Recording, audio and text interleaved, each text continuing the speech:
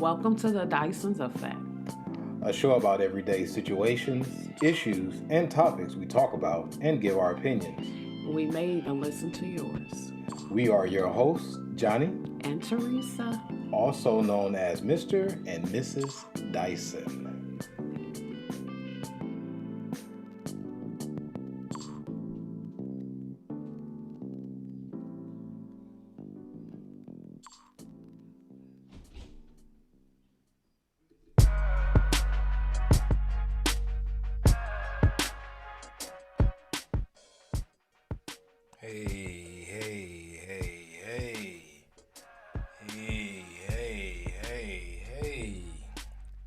This is Johnny. This is Theresa.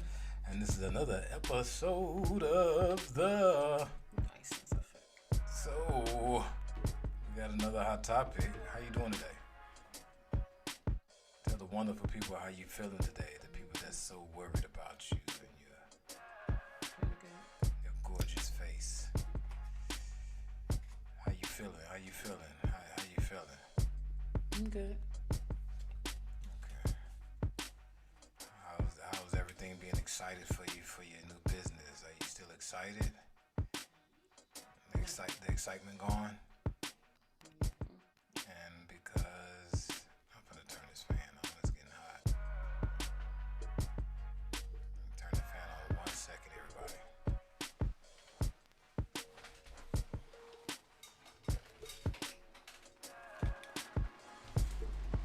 You might hear the fan a little bit. Maybe not. Make sure we get a little bit more volume.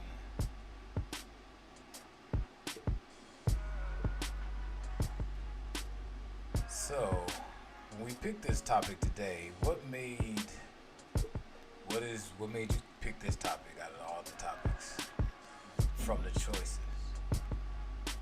My feet hurt. I didn't want to do that one too.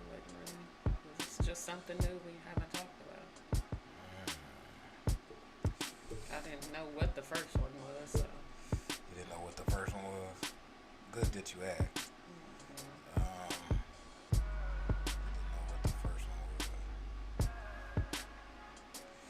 What it was supposed to be. We talked about it before. You just probably don't remember. So, for our topic today,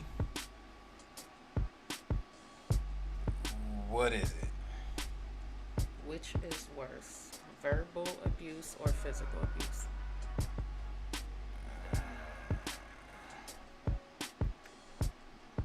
Which is worse, verbal abuse or physical abuse? I don't think there's a lesser evil of the two. They both can scar you and mentally and physically do harm to you. So I don't know if there's a lesser of the two, if that makes sense. Like one is less evil than the other. I had a friend that used to get into it with this girl all the time. And one of the things he said is like man, she just used to talk crazy to me. He said she don't know the thing that she says. It be cutting me deep.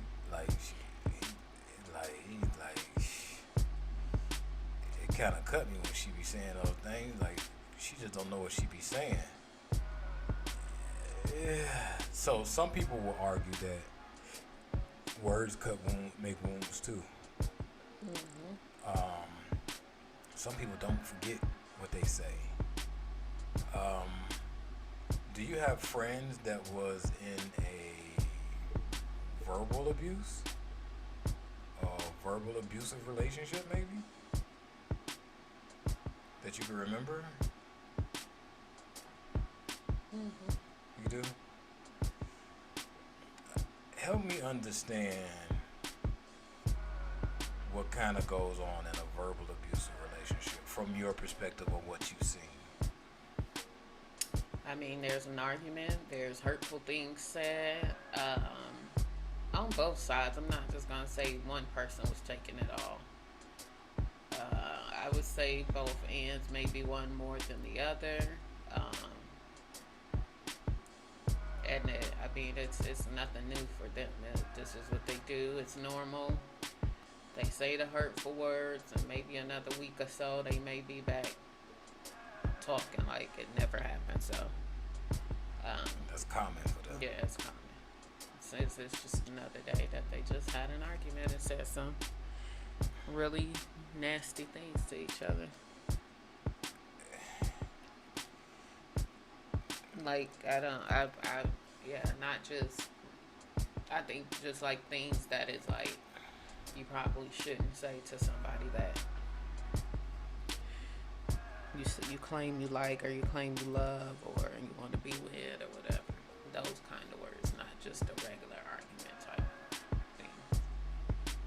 Like degrading and name calling. So there is a line then. Mm-hmm. Like, as far as abusive, what's considered abusive in a relationship? There is a line as far as. Well, I wouldn't say a line. I mean, anything could be verbally abusive. Help me understand Any the difference. words, if you're using them in that context, can be verbally abusive. Like, in the way that it's said and when it's used, especially if it's used in an argument to hurt that person, then it's not like I don't think there's that's off limits because I don't want to be verbally abusing you. Anything that's disrespecting me and putting me down and name calling is verbally abusing me. Just because you're trying to not, I guess, use the most derogatory form of that word doesn't mean that it's not still being used in that way. So it's interesting because I know what verbally abusive is, but I'm trying to figure out if the people that are in a verbal abusive relationship, do they stay for one, and why do they stay? Well, do they stay? And I'm gonna guess, this is just a guess, they do stay because they're in it, right? I wonder, why do someone stay in a verbally abusive relationship? Because they may be just as verbally abusive back. So it's like So a that's toxic thing, a toxic trait. Toxicity that they have. So they between don't really see that they are in a most people don't really see that they are in a verbally abusive relationship because they feel like I talk crazy to you too. So is it really being language? Yeah.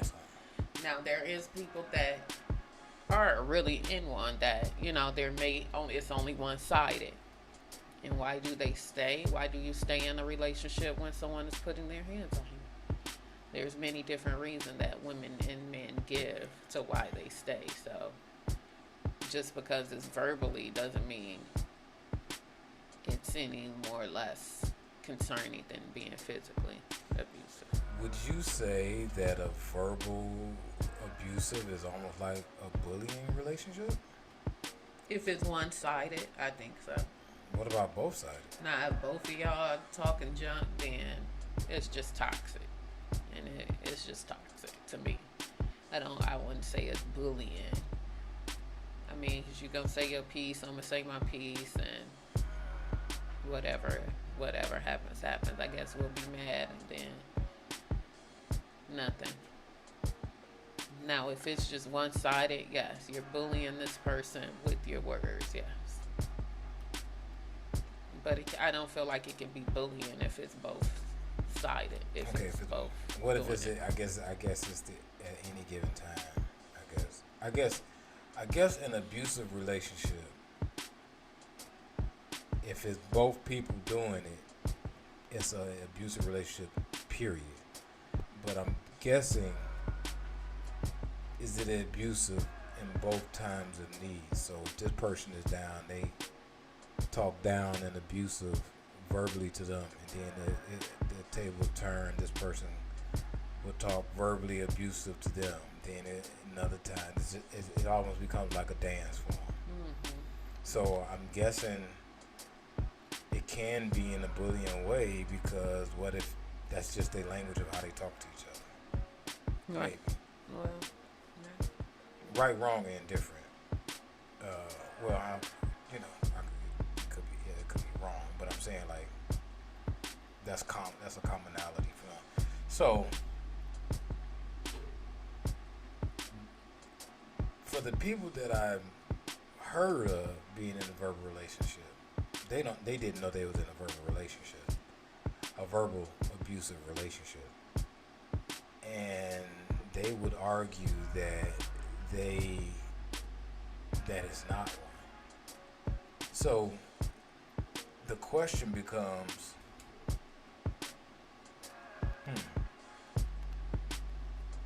I got one. When it comes to being in a verbal relationship, you think age matters? Like this is usually a young couple's thing because we don't know what relationships are. No. We're trying to figure it out. Oh, that doesn't matter. No. So you think there's older couples that's in a verbal relationship, verbal abusive relationship? Yeah, I don't think age matters on it. It may just matters the more frequent it happens, or how often it happens. But I don't think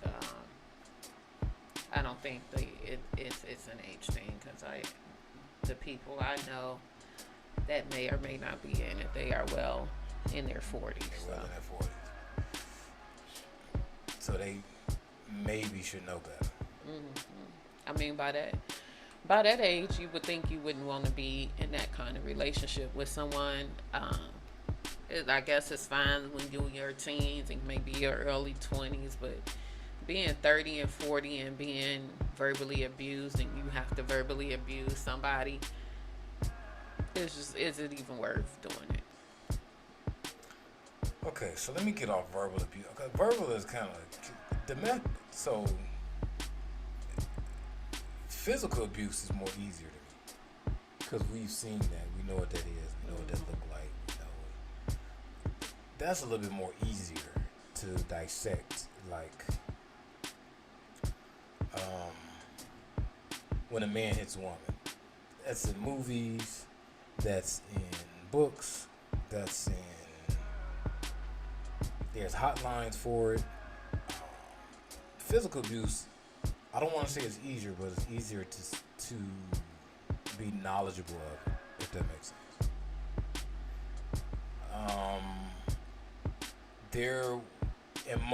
I want to say the majority of the reason,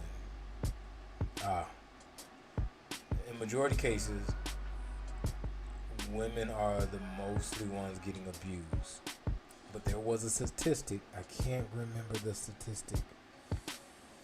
It was basically that men are the mostly abused 1 year. I'm going to find it now.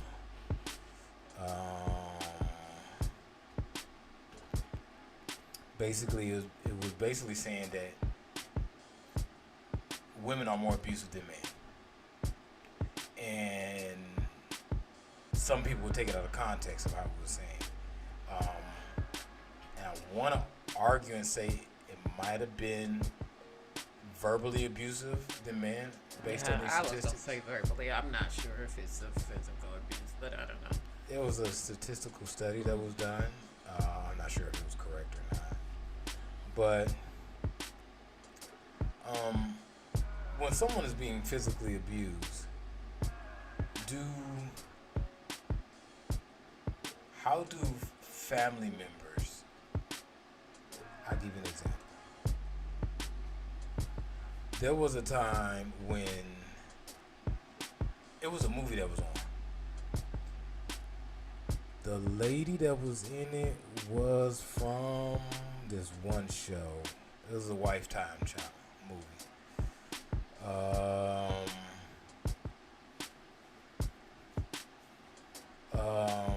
was on Lifetime. Call it Lifetime. Basically, she was abusing the husband. Being that she was abusing the husband, she was an alcoholic. I want to say she was a woman that was on this show. I want to say, what was the show Michael J. Fox used to be on? Robin Thicke. Come on, Teresa. You know this one now. You know this show, don't you? Come on. It was Robin Thicke. No, Alan Thicke. It was Alan Thicke. And it was. Give me 1 second.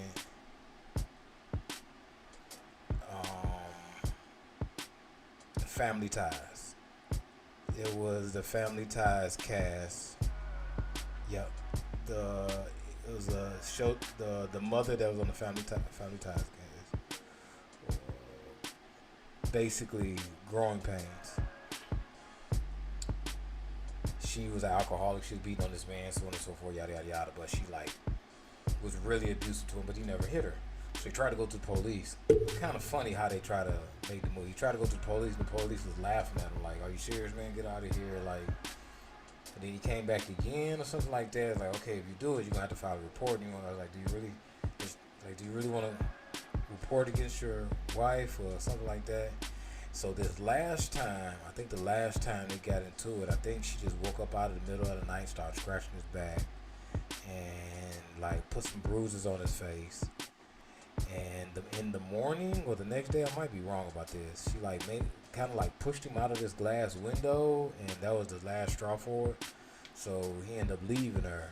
But it's almost like he wasn't a skinny wimpy guy and nothing like that.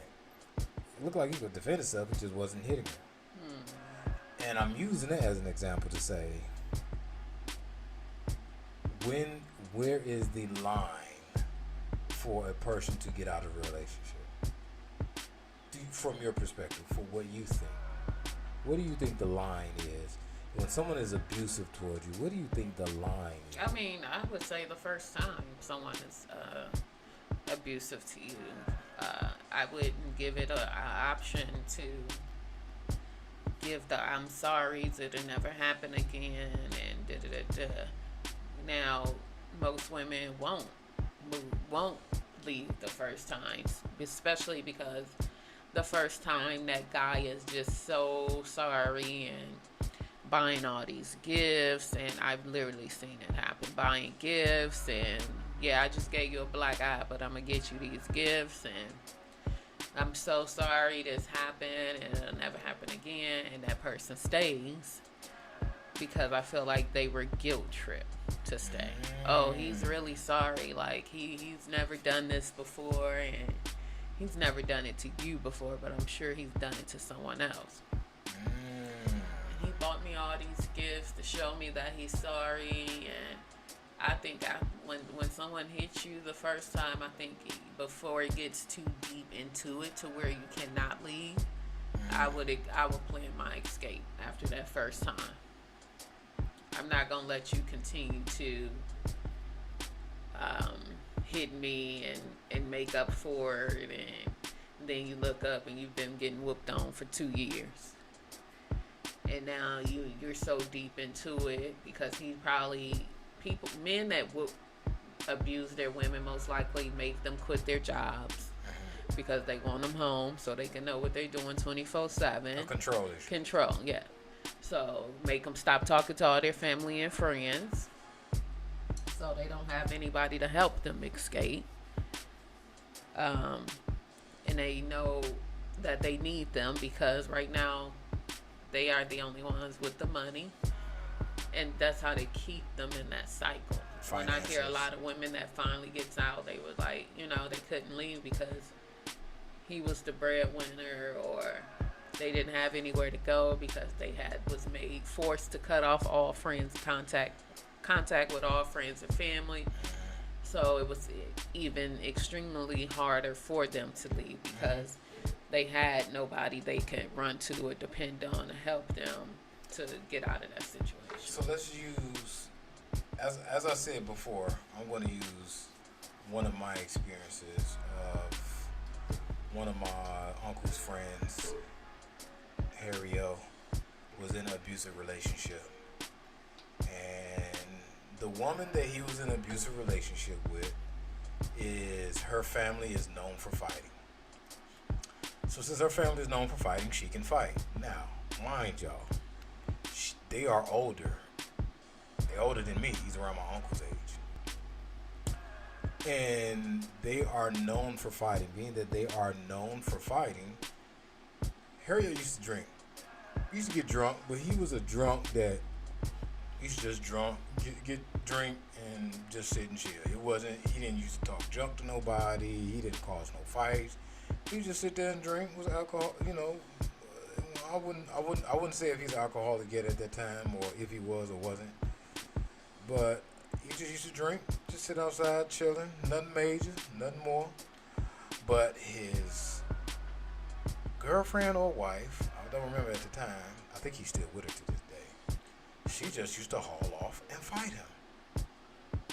Now, he didn't fight back, although he was drunk. I don't know if he could have fought back. She used to whoop on him, punch him, suck him, fight him, and he wasn't doing anything.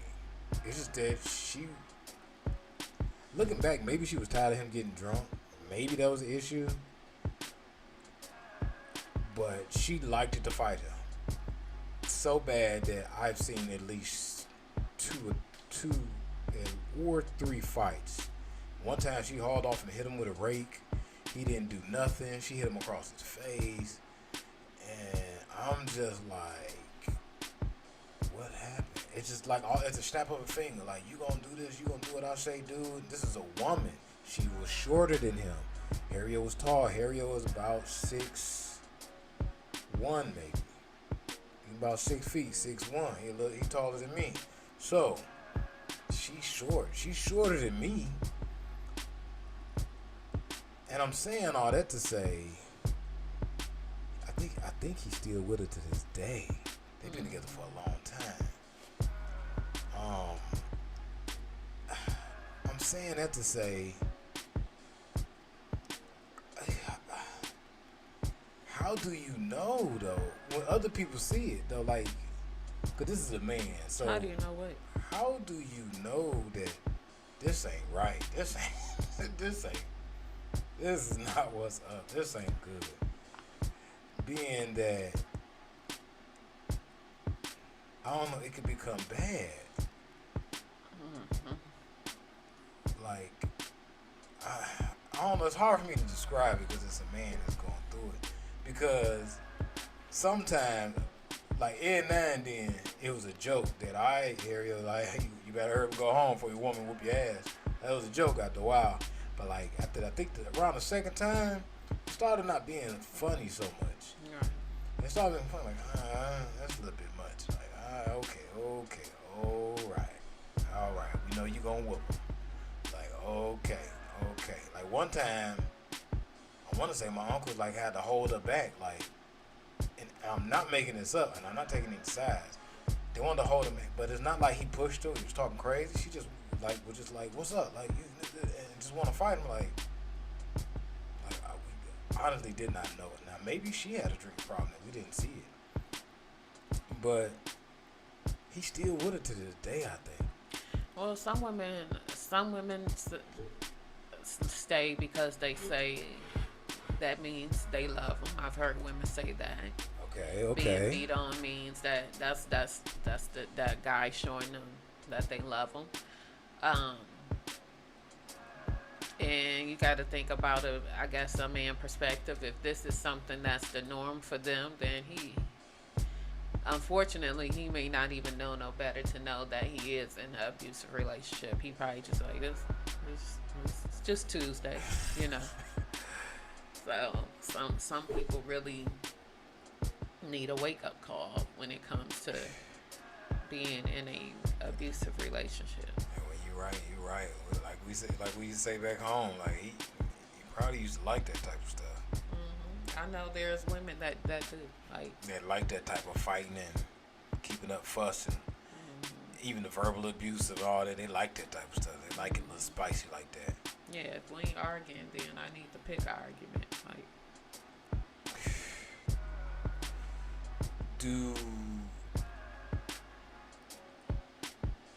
So have you seen one person go from one relationship like that to the next relationship like that?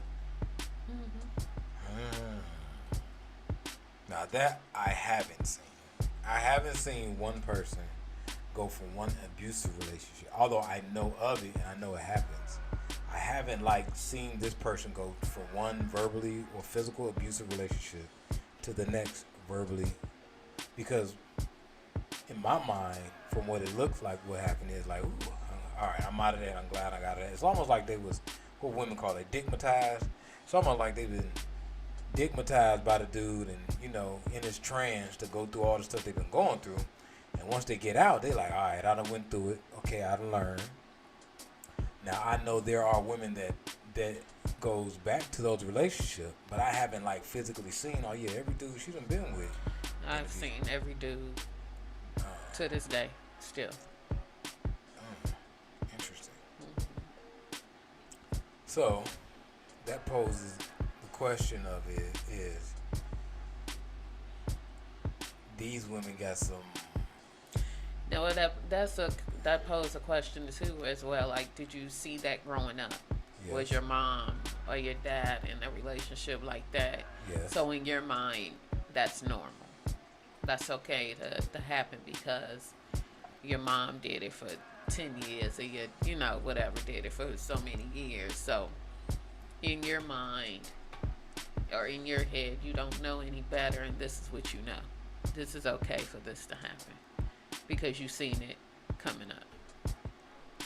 Yeah, abuse is one of those things that is very interesting towards me because I'm very intuitive, curious about the mentality of these people that takes abuse. I'm very curious because in many cases, abuse can go on for so long. Abuse can go on from anywhere from a few months, a year in a relationship, to 15 years, 20. I was reading a synopsis thing about a book about how this woman was married to this guy for 40 years, and for the whole 40 years he was abusing her, and he even raped her a few times. But although that was a husband, I'm not saying the husband can't rape you, but I'm just saying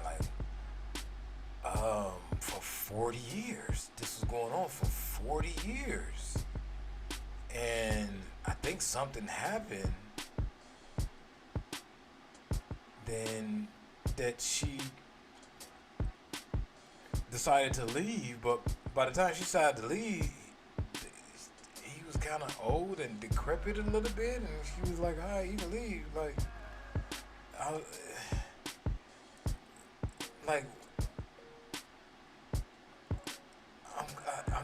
It's just very interesting to me about how long the abuse can last, because no one can say which is the right time a person should leave, because that's in their own time, of course. It's just interesting to me. Okay, I'll give you another example. The documentaries, the movies, the pimps and hoes of all that coming up, right? Now, the prostitutes that's on the streets, the people that's in the pimp game. For me, not as much as I was before, but I was really infatuated by that. Now, I was infatuated by it because of the psychology behind it. I was more into the mentality of, I wonder why would a woman do this? I wonder why. Why would a woman? Because one of the pimps was talking about a woman can be with a pimp or prostitute / hoe, whatever you want to call them, or a lady of the night, can be with a pimp and may not even like him, may not even be attracted to him,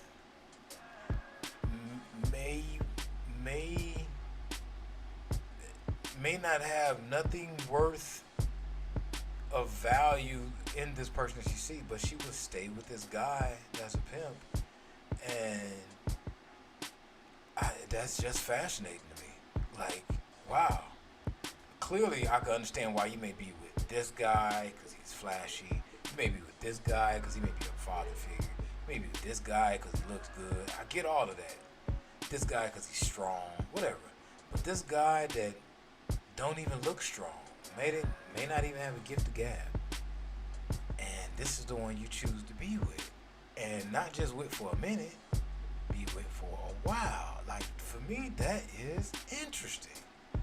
And these pimps can be very verbally abusive, and some can be physically abusive. Mm-hmm. That is very, and this is being that we're talking about abuse, because I'm into the psychology behind it. I even was reading about one of them because he wanted to correlate his pimp game to corporate offices and how you can start pimping in business wise. So when you go to these business offices, use the same tactics. And when you go to these business offices, use the same tactics so you know how to control the room. So that's why I was like, it might be something to this. Who knows? It might be something to it. So that's why I was into psych. Or it all could be bullshit. It all be pimping enough to make you, trick you into buying the book thinking he got something. But I just was always interested in that because the psychology behind it. If a woman is willing to stay with someone, what was her upbringing like? What was her father like? Mm-hmm. Was her father in her life? Was her father not in her life? Was she molested? In a lot of these cases, they were. Well, I don't. Just because your father isn't or is in your life, I don't think that determines you staying in a abusive relationship, because some women father is still in their lives, you know what I'm saying? So, and it's something that they hide. It's not anything that is out in the open, and most women take up for their abusers. Yes, okay, so, okay. You know, it's not like they're broadcasting it, or if they find a bruise on them or something, they're covering it up. Oh, I bumped into this, or obviously not a black eye. You can't cover that up or whatever. But I'm just saying, like, something on the arm, or something like that. They're not saying that the abuser did it. They're covering up for them. Yeah. Especially if you have a brothers and a father in your life that'll, Yeah. So yeah, most women cover up for their abusers. They're never going to tell anyone. But family knows when you're being controlled and when you're being abused, whether you think they do or not. Can we define this person by this one act then? What if it's a mistake? Right? What if this person made a mistake? How is that? How is you raising your hand and putting a scar on me is a mistake?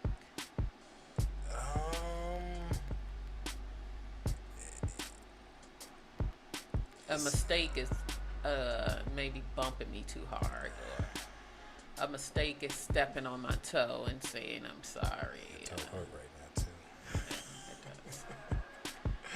Why you making all them faces? So you raising your hand and hurting me and hitting me, I don't view that as a mistake. That was an act you intended on doing. Yeah.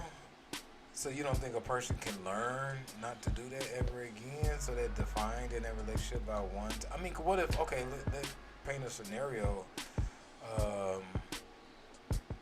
I'm reading an article right now about this one lady. What does they call it? A think piece. I'm reading a think piece right now. A long one. But they've been together for 6 years, somewhere between 5 and 7 years, and got into it one time, and he made a mistake and hit her, but he didn't like slap her, close fist hit her. It's almost like he pushed her, like he pushed her with his hand, and it kind of like busted her lip a little bit. Is he defined by that one act as being abusive? Like, Yeah, if it was to ever come up, I would say, yeah, he abused me this time. Interesting. So this ain't like this. So when it comes to a man, there's no second chances.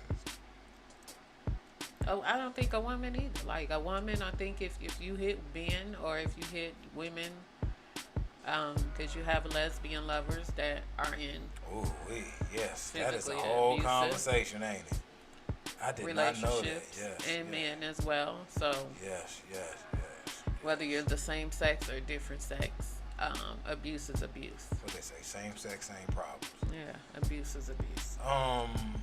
So, and I guess it's overlooked if it's same sex. It's overlooked that it's same sex because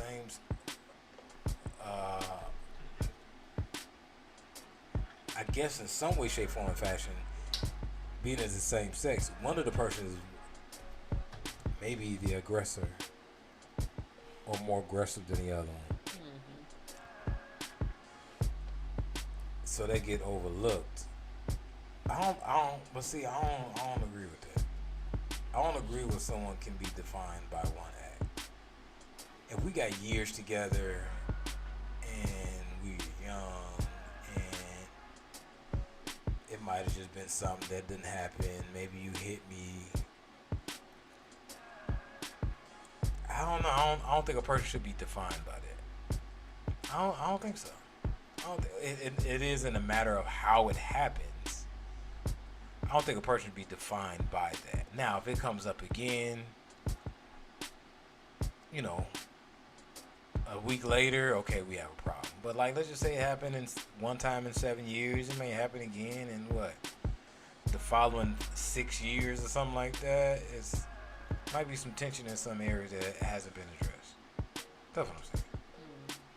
I don't think that a person should be defined by one thing because we all have mistakes that we shouldn't be defined by that one thing, and certain things if you don't deal with those things that cause you to do certain things, that cause you to hit someone, if you don't deal with it, it can flare up at any time, and you just covering it up for those different situations, for them to spring up.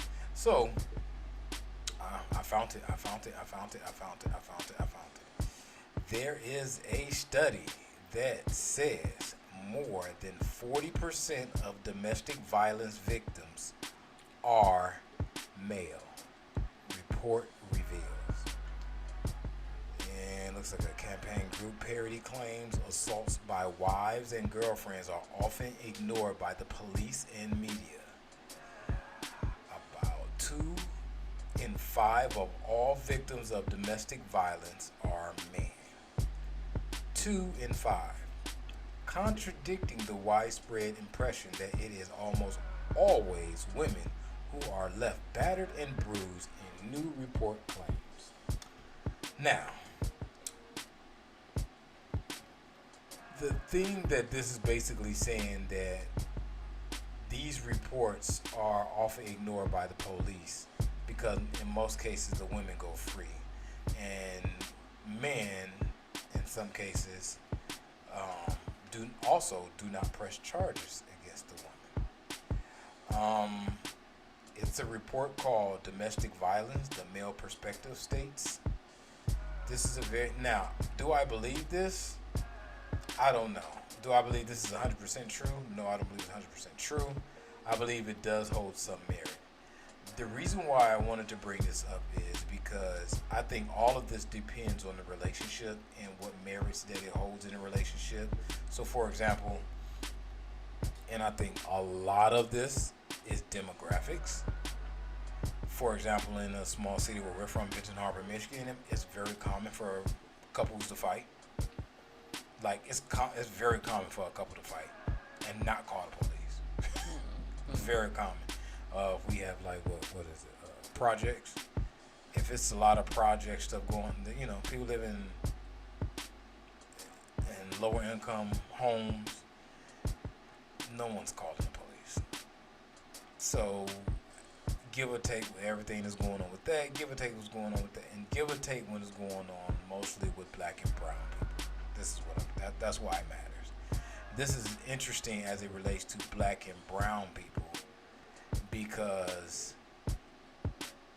we have a lot of tension built up inside us based on everything that we're going through, living in destitute areas, struggling, surviving, so many economical issues, children, food, money. A lot of times that can get stressful, and the best person to take it out on is the person you're with. Doesn't give it an excuse, but how to know if you're in a verbal or physical abusive relationship when it's you the one that's doing it, based on all these parameters and these chip stacks against you, is what I'm saying. Does that make sense? So I think it's a matter of how it's looked at. You had an article too. What was that article stating that you had? It was, what is verbal abuse, how to recognize abusive behavior, and what to do next. and I think that's interesting because it's hard to know. Physical abuse is easy because that is physical harm to someone. That's someone's hitting them. They're like push them down some steps or something. Who knows? But verbally is different. Like, what does it say in regards to being verbally Abuse comes in many forms, not all which are physical. When someone repeatedly use words to demean, frighten, or control someone, it is considered verbal abuse. You're likely to hear about verbal abuse in the context of a romantic relationship or a parent-child relationship, but it can also occur in other family relationships, socially, or on the job. Verbal and emotional abuse takes a toll. If it can sometimes escalate into physical abuse too. If you're being verbally abused, know that it's not your fault. And then it just says the difference between a verbal abuse and a normal argument. We all get into arguments. Sometimes we lose our cool or yell. That is part of being human, but verbal abuse isn't normal. The trouble is when you're involved in a verbally abusive relationship, it can wear you down and seem normal to you. Examples of normal disagreements are they don't dissolve into name calling or personal attacks. Name calling Don't happen every day. Arguments revolve around basic issues. something simple. You're arguing over something simple. Like, who's gonna take out the trash? I gotta take out the trash. You listen and try to understand others' positions even when you're angry. One of you may yell or say something truly awful out of frustration, but it's an unusual occurrence and you work through it together. Even if you can't agree completely, you're able to compromise or move on without punishment or threats. Arguments aren't a zero-sum game. One person won't win at the detriment of the other. So the red flags for an argument: they insult or attempt to humiliate you. Then they accuse you of being overly sensitive or say that it was a joke and you have no sense of humor. They frequently yell or scream at you. Arguments take you by surprise, but you get blamed for starting them. The initial disagreement sets off a string of accusations and dredging up of unrelated issues to put you on the fence. They try to make you feel guilty and position themselves as the victim. They save their hurtful behaviors for when they're alone, but act completely different when others are around. and they get into your personal space or block you from moving away.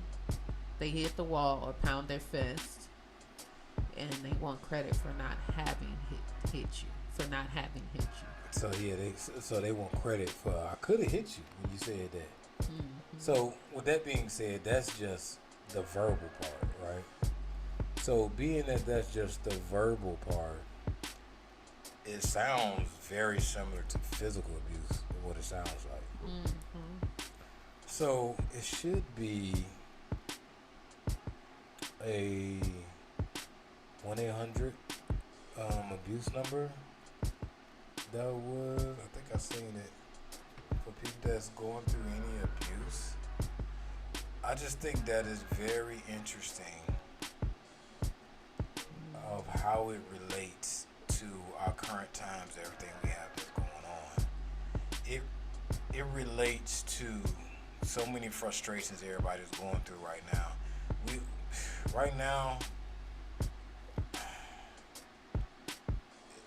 We are going through some trying times. Some trying times to. We just came out of the pandemic. We just came out of all of this stuff that we're going on. So I think it's just when it comes to relationships, when it comes to, I don't know, man, we're just getting along with this new era that we're in. This is new. This is new that's going on right now. Economic issues. I'm going to read this number for people that may be going through any... A National Domestic Violence Hotline. The number is 1-800-799-7233. 1-800-799-7233.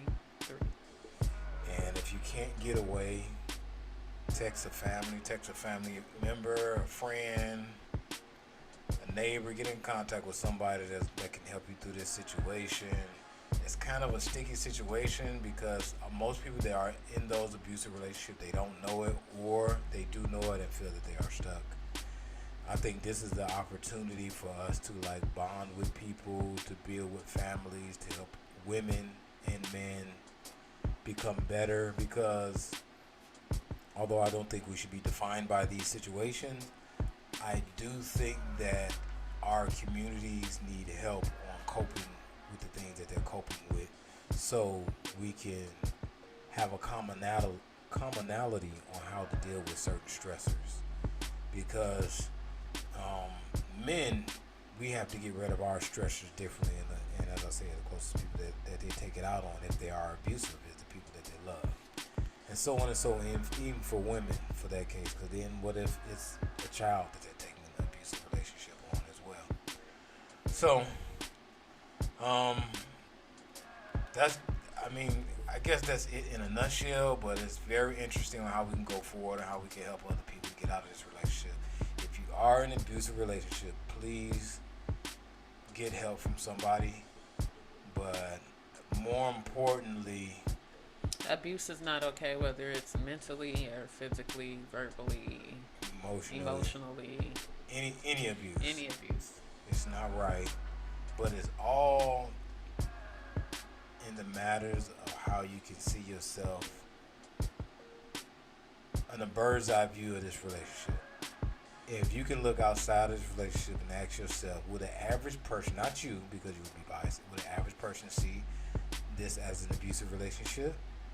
And if it is, if they would, you may be in an abusive relationship. If you would ask, because a lot of women would ask their friends. If you have a close friend and you want their advice on it, ask them. Men, if you want one of your homeboys' advice, ask them. They probably would tell you, yeah, you kind of in an abusive relationship, dog. Like, yeah, she go upside your head all the time.